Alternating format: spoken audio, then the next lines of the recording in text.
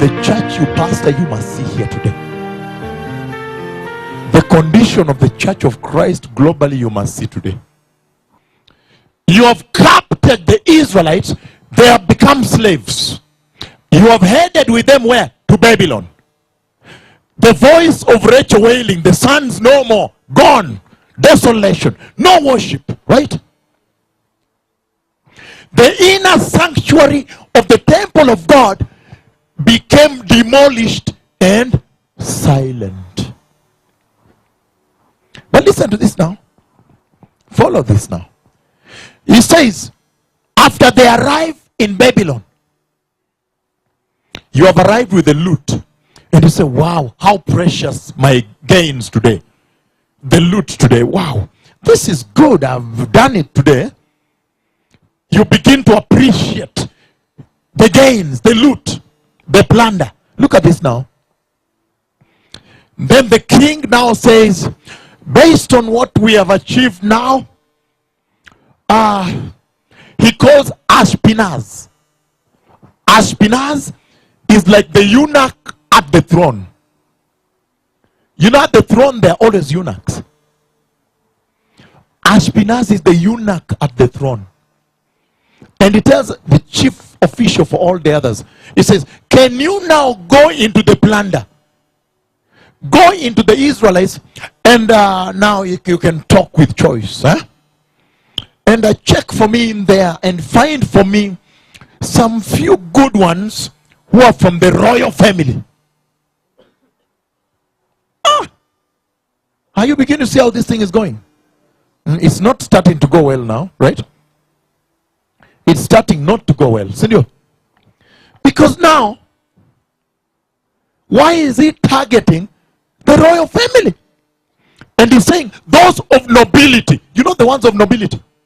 Even when they come here now, some of you might stand up or lie down or do something. They walk with stature. They walk with dignity and honor. Nobility. He says, find for me those of nobility, the royal family, and look at the description that he sets forth. He raises the benchmark. He says, however, if somebody lies to you, you'll use this litmus test, this benchmark, this standard here to really gauge whether they are saying the truth.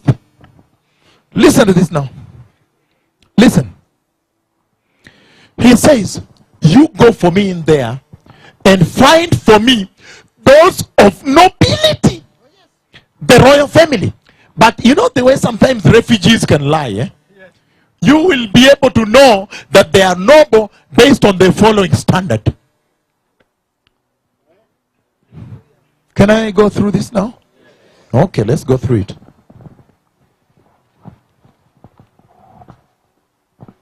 He says, verse 3.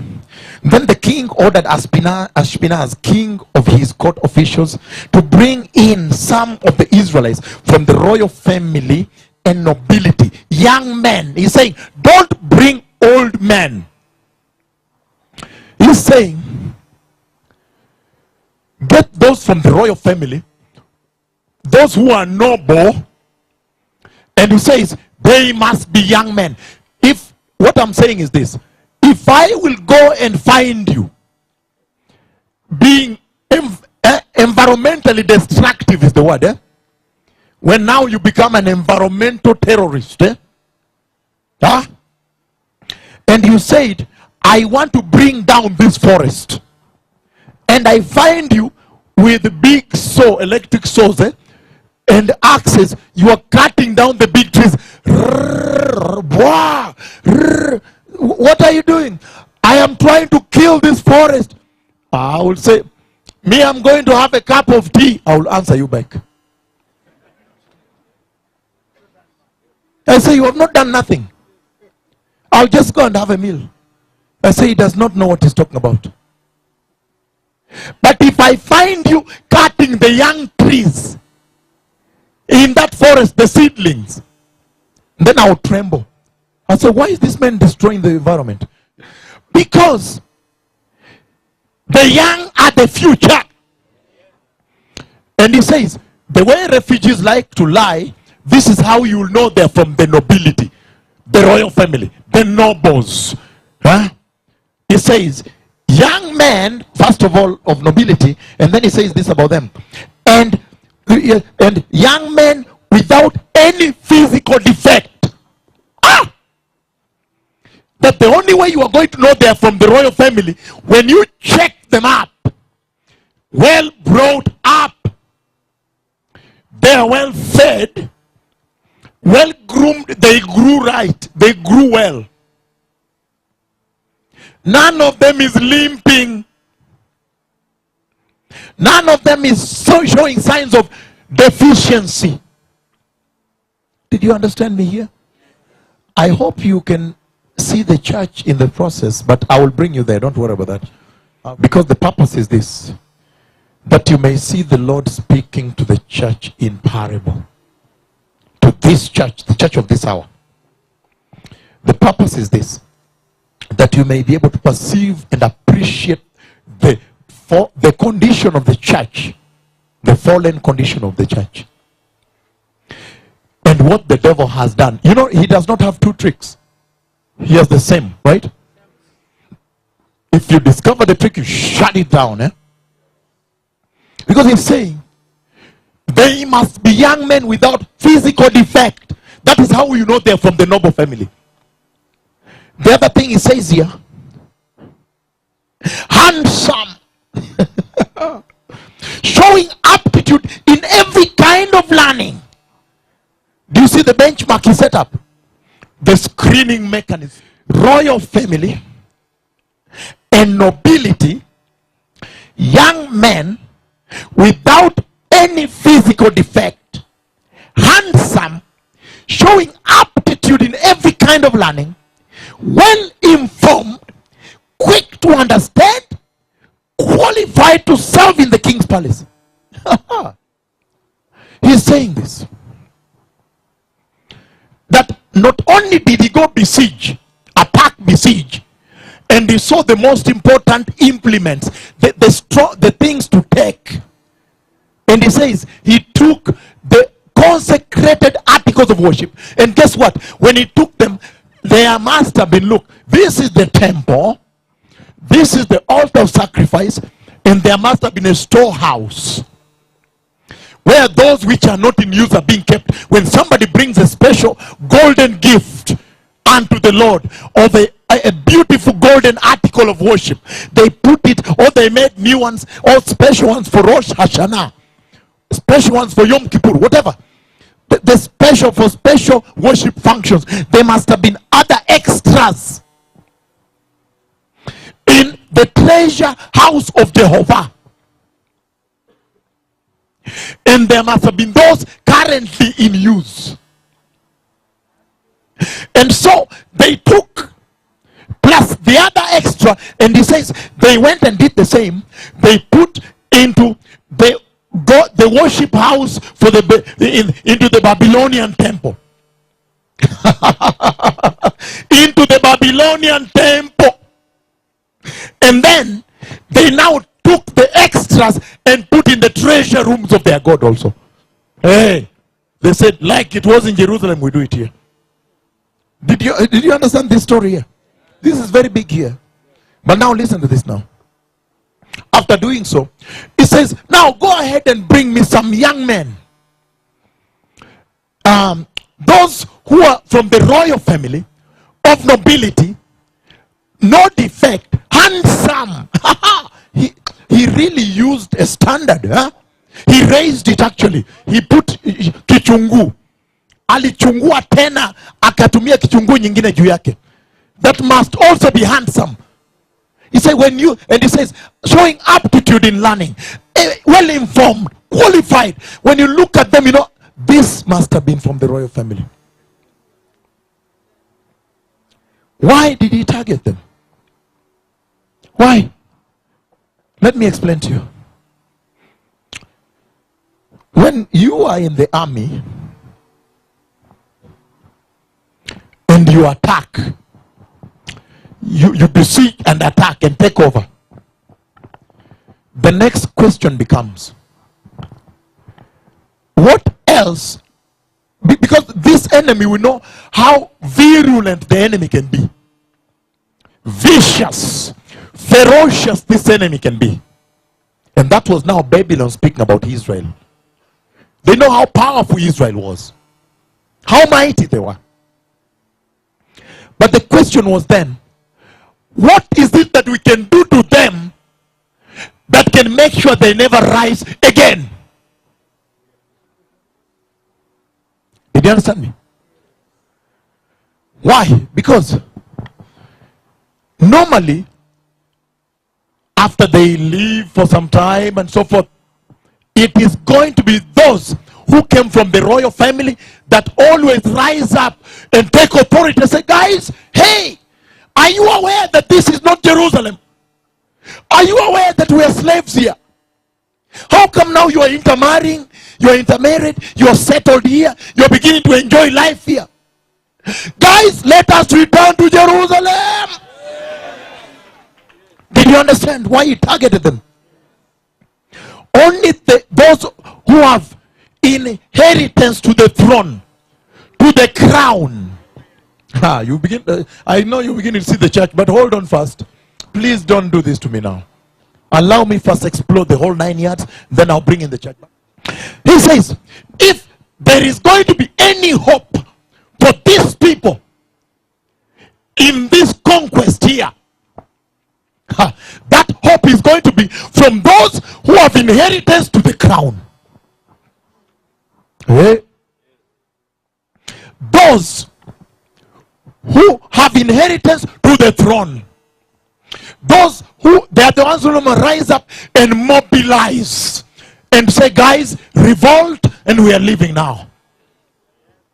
We are going back to Jerusalem. That's why he targeted the young men of noble descent. Those who are inheritors. They have inheritance to the throne. And he says, if I can catch those from the royal family, and then you will see the few, the devil is so cunning. You will see the few things he does to them. When he gets them now, look at what he does to them. He does the following to them. After getting them, again I repeat verse 3. Then the king ordered Aspinaz, chief of the court officials, to bring some of the Israelites from number 1, royal family, number 2, nobility, number 3, young men, number 4, without defect, number 5, handsome, number 6, aptitude, number 7, learning, number 8, quick to understand, number 9, qualified, well informed. All those, you can write those, right? You saw the standard. But when he gets them, look at what he does. He was to teach them the language and the literature of the Babylonians. Did you understand now? You are beginning to see the intention of the devil here. I mean, let me first talk Babylon here. That those who would have been the hope, if you will catch them properly, those who could have been the hope of that Israel nation, the nation of Israel in Babylon, if you will catch them well, after catching them, then transform them, Babylonianize them, then transform them to be Babylonians. How do you do that? By teaching them the language and give them literature, Babylonian literature, to read, that it will transform them. As they speak the language of Babylon, they can now read the literature of Babylon. And language and literature define the culture of a people. Do you understand how everything was working here? In other words, transform them to Babylonian culture. We want to finish them, finish the Israelites completely now. Oh yes, nobody shall rise up and try to redeem or to save, to be a redeemer or a savior Salvador in Spanish, to rescatar, to rescue them. No, nobody. Because you take the hope and then do this. Look, look. Brainwash them. I've not said it yet. They are coming from Israel, from Jerusalem, with the culture of Jerusalem, with the language of Jerusalem, with the stature of Jerusalem. As the people of Jerusalem, when they arrive, you must pass them through a process of transformation to do the following. Look, to remove the Jerusalem from them, from their heads. You must go in kwa kichwa yao hiyo. Ingia huko. Utoe hiyo Jerusalem. Toa kabisa, tupa nje kwanza. That means to dismantle the values of Jerusalem from their minds, from their heads. And then to infuse, to put in now the Babylonian values. I have not said it properly. It's like this. Look. To to deconstruct Jerusalem from their minds, from their heads, and reconstruct Babylon into them. Are we together? I feel even if I finish now, I'm ready. Transform them by giving them Babylonian language to speak. Transform them by giving them, guess what? Babylonian literature to read. Because you know, the more they read, transform. Like the one who was supposed to get the Nobel Prize, they say his literature really changed a lot of people from many nations when they read it. Then I understood what literature can do. What the enemy was doing here. He knows how to get to you, right? You understand how the devil wants to do with the church. No, I'm not here to the church. I'm just what he has done with the church. And he says, verse 5, the king assigned them a daily amount of food and wine from the king's table. They were to be trained for 3 years, and after that they were to enter into the king's service. Do you see the title of the message, where it's coming from? The kingly diet. Have you seen the title now? The king's diet. The diet of the king. Chakula cha kifalme. Chakula cha mfalme. Chakula kifalme. You understand it now? He's saying, after you've transformed their minds, transformed their culture, now, look, everybody here. Can I say this in the more humblest way? At times you can do demographic studies, population studies. The professors here know, the doctors know this. As I was one time interested in that, before the Lord called me. I was interested in why is it that among the Chinese population, so these were 2 groups I was working with. The Chinese population, there are lower instances of colorectal cancer. I was interested in knowing why is it that among the Americans it is prevalent. You see that? And you know where that takes you right away. While we were looking at chemoprevention, rather chemotherapy, by the way, I mixed it. Chemotherapy. Now chemoprevention became important. Say, why is it that the Chinese, most of them don't have the colorectal cancer? It's less, the incidences were lower. While among the Americans, it's the most common. Listen, it boiled down to lifestyle. Then we became interested in chemoprevention. But what is it that these people do that the others don't do? What do these ones do that make them exposed to this cancer? And what is it that the others do that makes them not exposed? But of course the Chinese had another, upwards, whatever. You see that? But listen to this. In other words, what I'm using that to say is this. We are what we eat. You are what you eat.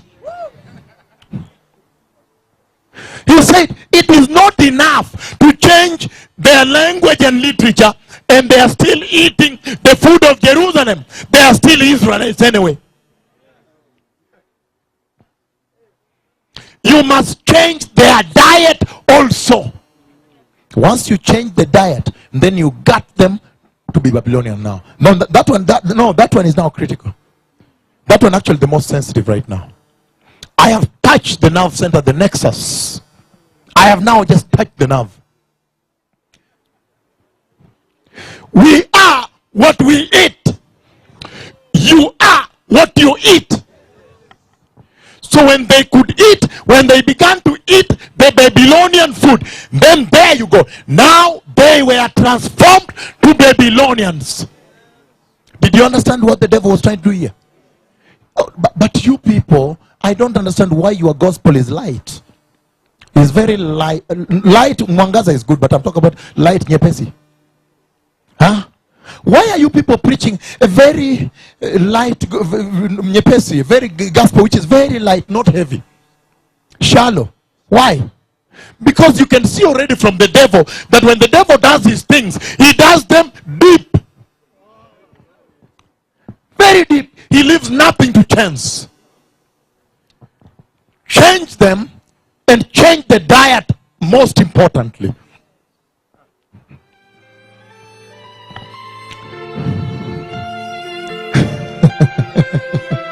You will now see where the rain started beating us from.